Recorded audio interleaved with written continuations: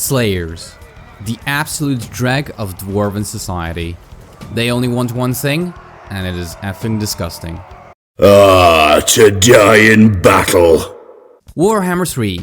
A game where we can play with hordes of rats, zombies, Viking berserkers, half-naked women, but instead I'm gonna be playing the stuntiest race of them all, using only the absolute worst unit of them all, half-naked dwarves. So what are Slayers? Well, they are dwarves that have committed such shameful atrocities upon themselves, their clan, their family, that the only path to redemption is by taking up the Slayer Oath, stripping themselves naked, and dying a glorious death in battle. AKA suicide by rats or overgrown mushrooms. Now, why they are the worst unit in the game is because they die. A lot. Usually, your Dawi armies are filled to the brim with high armor infantry that refuses to die, while flamethrowers make short work of any enemy. Not in this campaign though. As if a lord, unit, or hero doesn't have the Slayer trait, I will not be recruiting it. For this campaign, I have set 3 objectives: to right every wrong and complete all of the legendary grudges, achieve every victory there is, and cure Slayers of their desire to die. Considering we will be using only Slayers in this campaign, it's only natural we play as the Slayer King, Ungrim Iron Fist himself. Aside from theme, the bonuses his faction provide are going to be essential for us to make all of this possible. Bonuses such as 50% recruit cost reduction for Slayers, 10% speed for infantry, but most importantly of all, the 75% construction cost reduction for Slayer shrines. Now remember that one, it will come in handy. The campaign will be on legendary difficulty with very hard battles, maximum AI cheats, and despite my better judgment, I have also enabled the endgame crisis. As nothing says fun as much as 30 full stack armies appearing out of thin air in the middle of your territory. Yay! Starting out in our home region of Khorne, we are set for 2 easy victories to start our campaign. That is if we were playing this normally. Instead, everything that doesn't have a mohawk gets disbanded, even the heroes. Oh, this is not gonna end well. We recruit a new lord and start recruiting Slayer pirates. Why Slayer pirates, you might ask? And the answer is twofold. First off, Slayer pirates are cheaper than regular Slayers, and by researching certain technologies, getting certain followers, certain skills, our tier 5 landmark at Khorne, and Malachi as a legendary lord, we can reduce the upkeep cost of Slayer pirates by a whole 63%. So that way, if we can't have quality units, at the very least we will have units in high quantities to die. And the second reason, well, it's kinda hard to suicidally charge the enemy when you already killed them with guns. After ending the turn is where things get rough, as we are immediately attacked by the Greenskins army and, well, let's just say the odds aren't in our favor. So after fighting the battle while relying on our superior tactics of running headfirst into our opponents, while praying to Renal for favorable RNG in Ungrim's duel, which, let's be honest, not even close, I barely managed not to get any of my suicidal idiots from getting wiped out.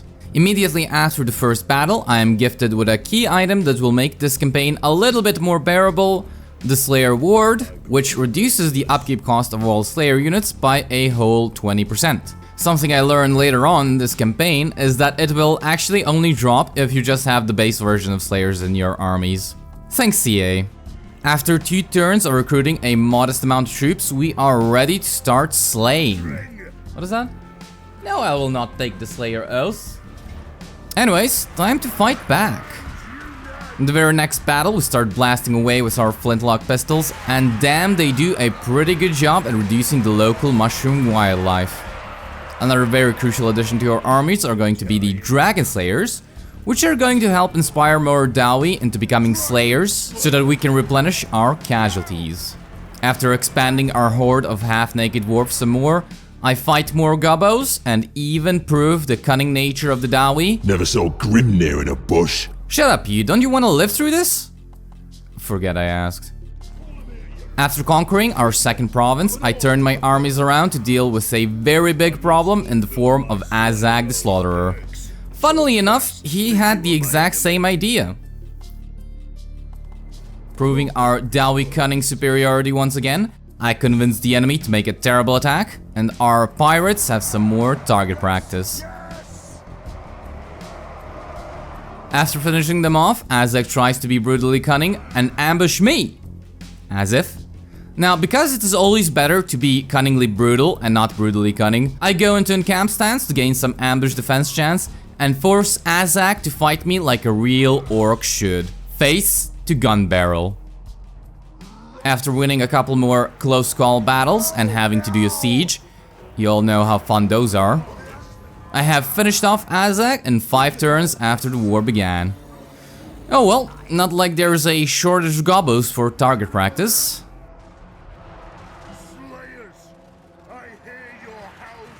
After reaching rank 14 with Ungrim, we are able to get the Slayers to Me skill, which decreases the upkeep cost of Slayers by 10%, paying 53 income for our Slayers. Well, I guess that's one way to make me use a terrible unit. After slaying some more gobos, we reach rank 15 and are able to get a legendary Slayer, Gotrek himself.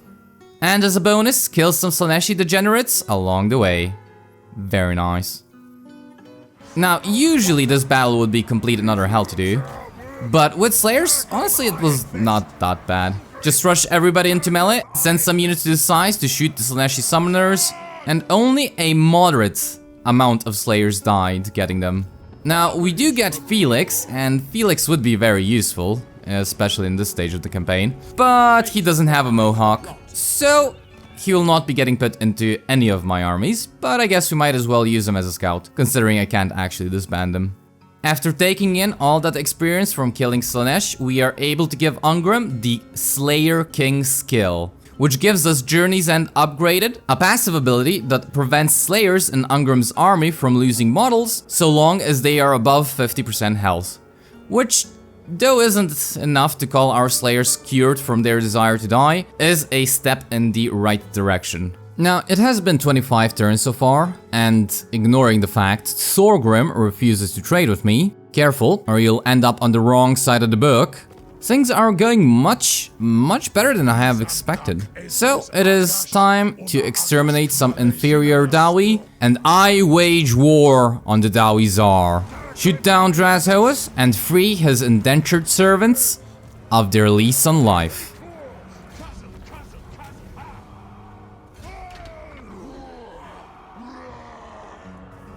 Well, that didn't last long. I guess I might as well relax in my settlement for a bit and deal with the rebellion. Oh, hello Emmerich, come to help me slay some grudges! The Selgi scum has earned the ire of our kin. Slaughter them to the last. Shoot down the dragons and let none of them live.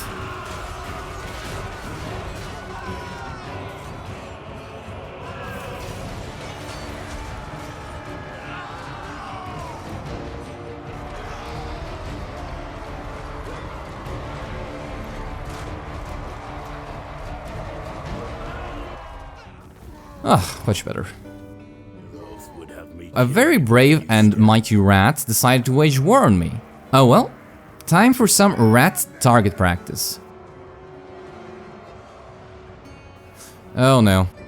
Maybe fighting in 3 separate wars was not the best idea ever, but I'll be damned if I let this Elgi scum take my hard-earned territory. Man the walls, Dawi. Today we kill some Elgi scum.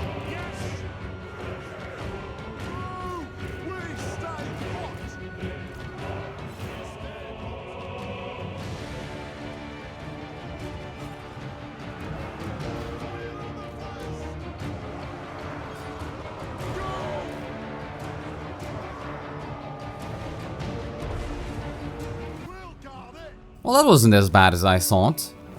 And now, with all of those wrongs put right, and with all of our claimed grudges, we are able to get the only other Slayer Lord in the game, Malachi McCason, who is actually a better Slayer than I, mind you, considering he had fulfilled his oaths and died by this point. But, with the power of stubbornness, we bring him back for 2 reasons. One, because he provides us with his unique skill, Slayer, which decreases our upkeep cost of Slayers by 10% and gives us as much missile and weapon strength for all Slayers faction-wide. Pretty damn good. The other reason is that he lets us recruit some more Dragon Slayers, Well, back to killing some more algae. You would think that after destroying 10 of his armies, Imric would get the message and just give up already. But here we are. Oh great! War with Smelly Blob. Just what I needed. Alright, Gotrek, time to gear up. Armor is for maidens. No, Gotrek, we are progressive here. Manly, suicidal dwarves can also wear armor. Last nail in Tretch's coffin. Goodbye, bravest of rats. You will not be missed. And speaking of rats, that tier 5 Nagashizar is looking rather very tasty, isn't it? Is it a good idea to go for it? Of course not. But neither was playing Slayers only. Yet here we are. We assemble as many of our suicidal gun-wielding maniacs as we possibly could and launch the attack on Nagashizar. Now, I was expecting this battle to be a horrible experience for me and a pleasant end for many of my Slayers. But surprise, surprise, my Slayers actually brought their A-game this time. We just had to not control large armies, camp in front of the enemy reinforcement point, and shoot all of the dangerous units that were coming in one at a time. Nagashizar claimed, and I am slowly but surely becoming Slayer-pilled. This was also around the time when I started abusing this game's poor balance. And you might remember how our Slayer shrines are 75% cheaper for Ungrim. Well, if you also put the commandment for reducing construction costs by 10% and the income building for reducing construction costs even more, you can lower the construction cost of Slayer shrines by 100%. Why is this relevant, you might ask? Well, it is because after constructing a Slayer shrine for free, we could just go ahead and demolish it for 1,800 income. And people said being a Slayer wasn't a profitable profession.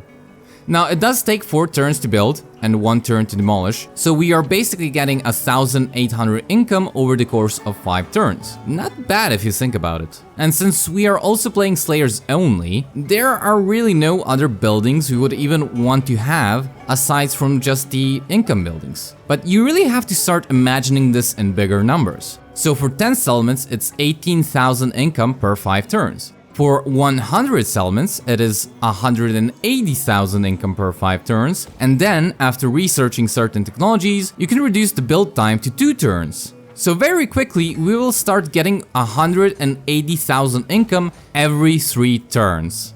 Now that is what I call Slayer profit. Also, war with more fat blob monsters. Yay! Alright, now let me just jump over and transfer some of these Slayers to the other army and... shit. Hey, at least they died. Not in the best or smartest ways, but hey, at least they're happy now. Oh boy, I have a feeling we're about to make a lot more Slayers happy.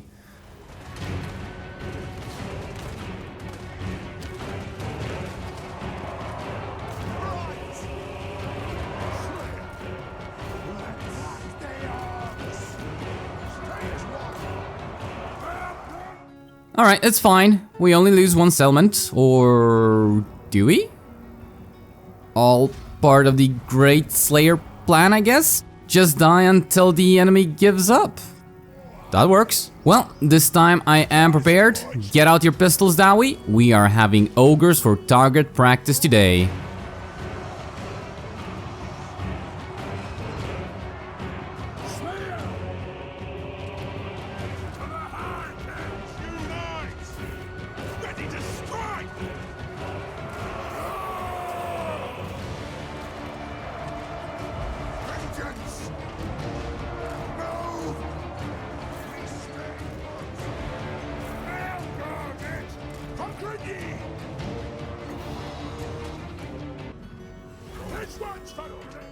After shooting some fat, we gain enough grudges to confederate Pelagar, the second best lord for us because of 2 of his skills. Rally the Holds, which lets us recruit Slayer pirates in 1 turn, and Age of Reconquest to lower the construction cost of our settlement buildings. Sadly though, I have to disband everything that doesn't have a mohawk. Goodbye, beautiful Iron Drakes. I miss you already. And here, you can see the legendary difficulty AI in its natural habitat. going for the least defended settlements you have. Will it be successful in this hunt? Oh, but what is this? Insane Slayer with a gun is right atop the fat and is ready to defend our territory. The battle was ridiculously hard though. Best part was watching Kugas get shot by Spirit of Grungy. Now, it's turn 50 in the campaign, and I am looking for our next object of conquest. And, yeah, we're gonna leave the Great Green Bastard alone for the time being. Instead, we will go slay some more rats. And I don't even remember what happened with the War on Queek, as most of the battles I was just able to auto-resolve. But hey, here's some nice footage of his hordes of rats getting shot. After 10 turns of exterminating the rat population though, I noticed that the Great Green Bastard was actually decently weak now. So we immediately join war and go for Carrick 8 Peaks.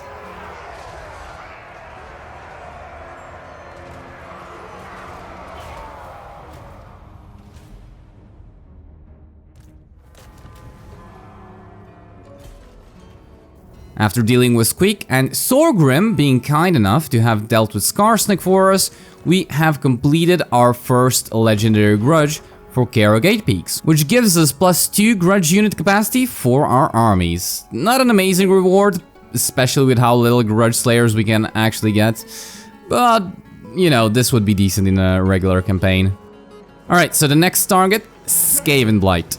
And boy oh boy, the rats were not too happy with us knocking on their capital's door, let me tell you that.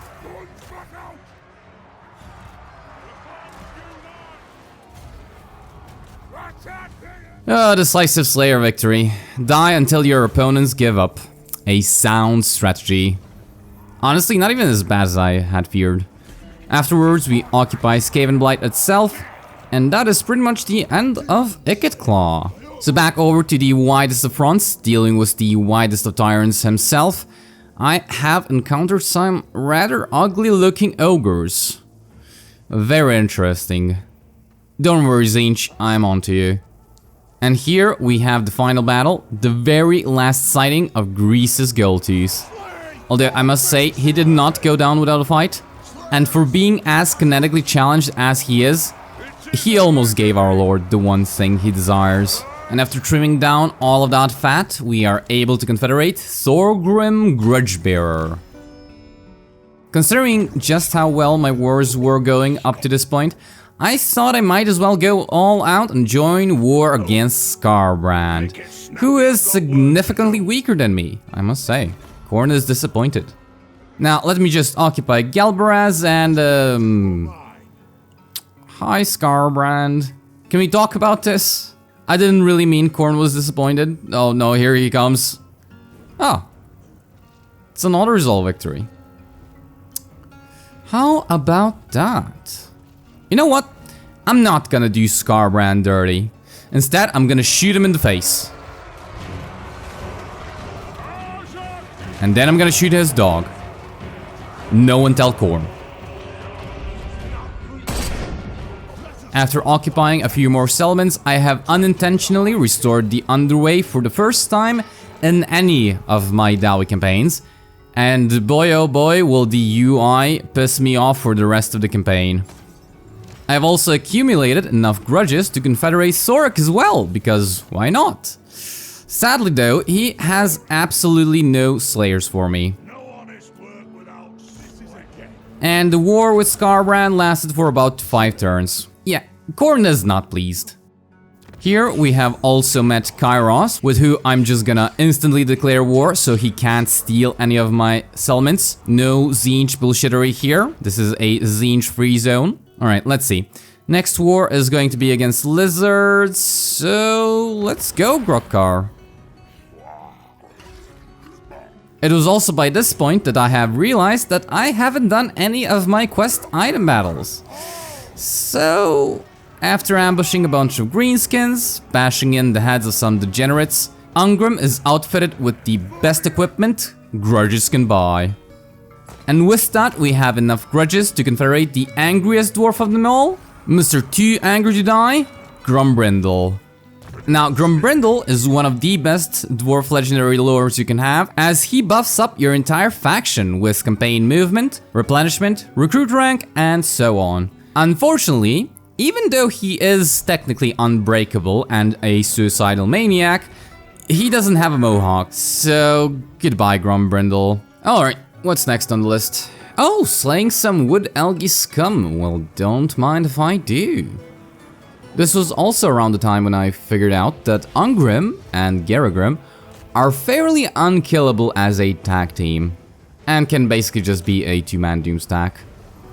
The future lumber cap is secured, and here I really don't have to declare war on the baldest man of the Empire, or the Warhammer equivalent of Jeanne d'Arc. But they are in my way of killing Kairos, so time to shoot some horses, I guess. Wurzak, unfortunately, or fortunately, died a rather uneventful death. Quite sad considering he was strength rank 1 at a certain point. But oh well, I'm not gonna cry about it. We also have to kill Throt and occupy Hell Pit as one of our legendary grudges. So even though I don't have to kill more smelly blobs, you are in the way. How did you even get here is my question. Had a very short war with Grimgor. Also decided to wage war on more Chaos Dowie. But in true Slayer fashion, I fell right into an ambush and... oh boy. Well, hey, all we lost were 4 Slayers, so really no big deal. In fact, they got exactly what they wanted. A stupid, glorious death. Now comes the good part. Remember how one of the goals for the campaign was to cure Slayers of their desire to die? Well, we have done just that. The Slayer Lords all have a unique line with a ability that convinces Slayers in their vicinity to not lose any models, so long as the ability is active. Now, the ability lasts for 40 seconds with a 120-second cooldown, meaning that if we had 4 Lords to alternate activating the ability, every Slayer near them becomes functionally immortal. How about that? Unkillable Slayers. Yeah, I'm definitely going into the book for this one.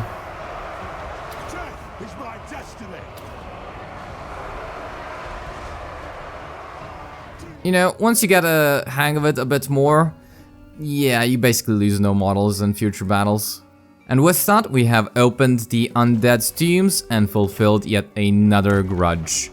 Now it's time to use the Underway for the first time in any of my campaigns, and let's see how good it actually is. Well, you know what? Considering that I get to keep all of my movement and can instantly attack the wood algae scum, 10 out of 10. Now, I made a bit of a mistake here. I know, unheard of me. But I tried to make a overly ambitious attack on Zar Nagrand and ended up getting attacked by a ridiculously strong Dowie Zar army.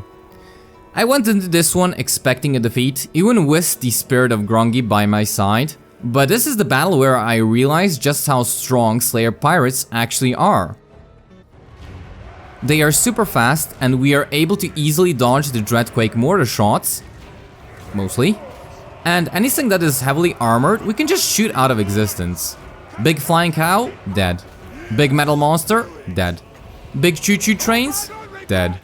And all we lost were idiots that wished for death anyways. Win-win. Afterwards, I just flooded the settlement with Slayers and won the day. Back to slaying some lizards, and we finally met Zinch, who actually bypassed the lizards and went straight for me.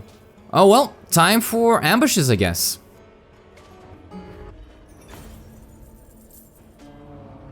After 3 turns of constantly getting ambushed, I am finally able to finish off the lizards and fulfill yet another grudge. This one just giving us a bit of Oath Gold. Lackluster to be honest, but oh well, they can't all be winners. Well, back to killing some more algae. And what better way to start off the slaughter than by declaring war on the brave men of Bretonnia and drag all of their algae allies to war with them. Alright, that's a lot of algae armies. Well, no matter, fire away my Slayers, fire away.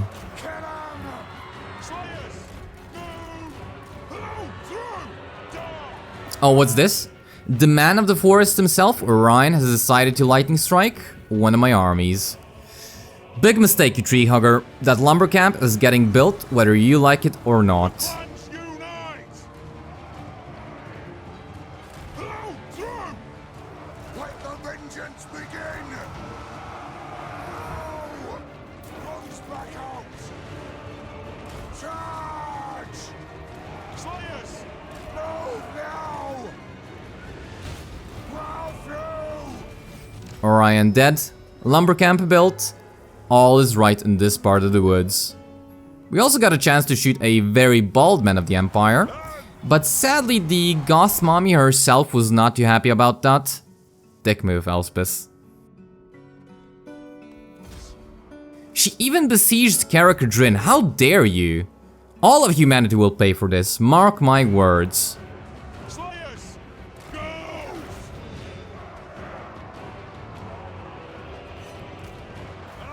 as you command! Kill them together!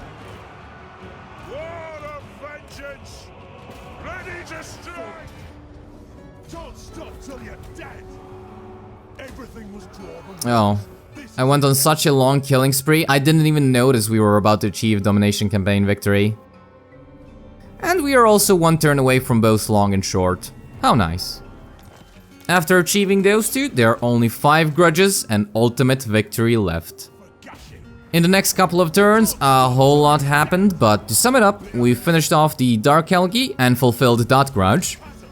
Occupied Lothern and gained Vale. Started exterminating all of the manlings, where we had a standoff between idiots with axes and the best technological marvel of the Empire. It didn't stand a chance. Strahd got himself killed off screen, so we fulfilled that grudge as well. Managed to kill Astrogoth, so we are only missing 2 legendary grudges and ultimate campaign victory. And here it comes. After a decade of innovation and technology, CEA has finally devised the most complicated and well-designed challenge that ever was. Armies spawning out of thin air in the middle of your territory. Yay. Unfortunately for them though, a certain father-son duo would like to have a chat.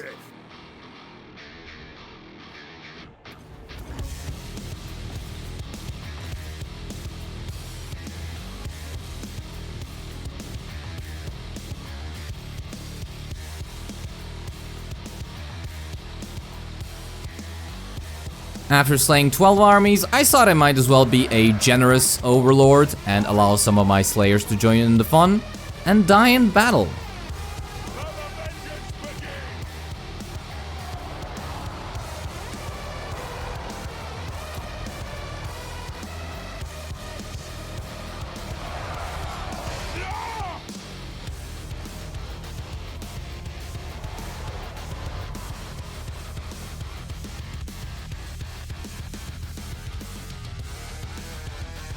Although in the end it was down to Ungrim and Garogrim. Well, mostly Garogrim. Ungrim is getting a bit tired in his old age.